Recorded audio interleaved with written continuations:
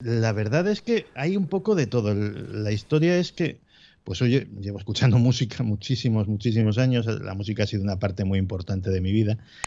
Y se me han pegado cosas y a veces yo mismo descubro, no escucho mucho mi disco, no soy muy de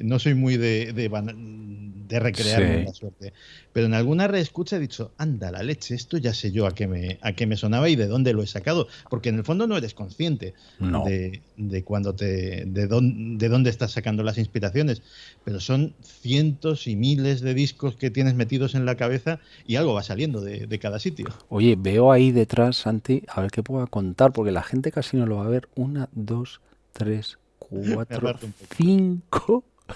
Una será Y se atisba una sexta o una séptima guitarra. y un bajo ahí por ahí también. Bueno, Bueno, cuéntanos de dónde surge esa pasión por la guitarra, porque tú, sobre todo, bueno, dices bajo, tocas las dos cosas, el bajo y la guitarra. sí, y ahora pues me he soltado un poquito con los teclados también para estas cosas de producir y tal, ¿Son pero tuyos los del disco?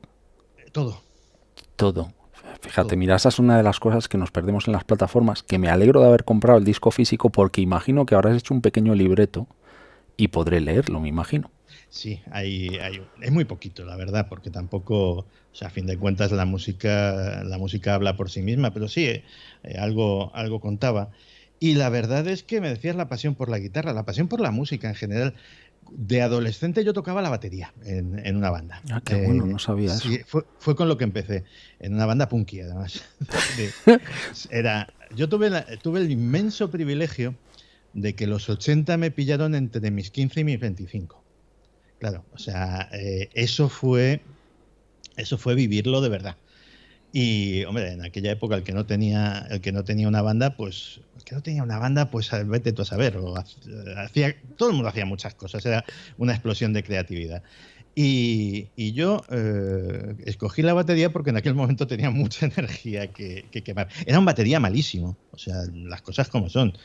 Eh, Pero Santi, pero el género tampoco exigía demasiado. pero te iba a decir que en los 80 hubo muchas bandas que eran muy, muy malas en lo musical.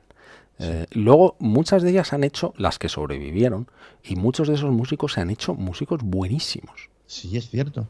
Y además, pero el espíritu además era que, en el fondo, lo que se juzgaba sobre todo era la intención. Había una banda en concreto que grabaron un disco, ni siquiera un EP, que se llamaban Los Zoquillos.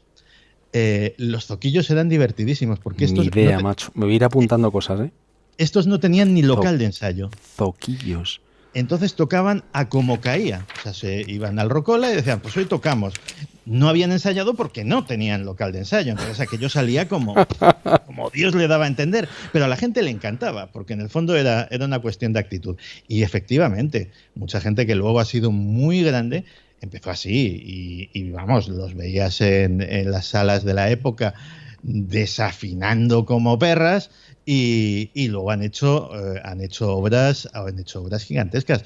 Lo mejor, o sea, en ese aspecto, por ejemplo, a mí siempre me ha fascinado Santiago Serón.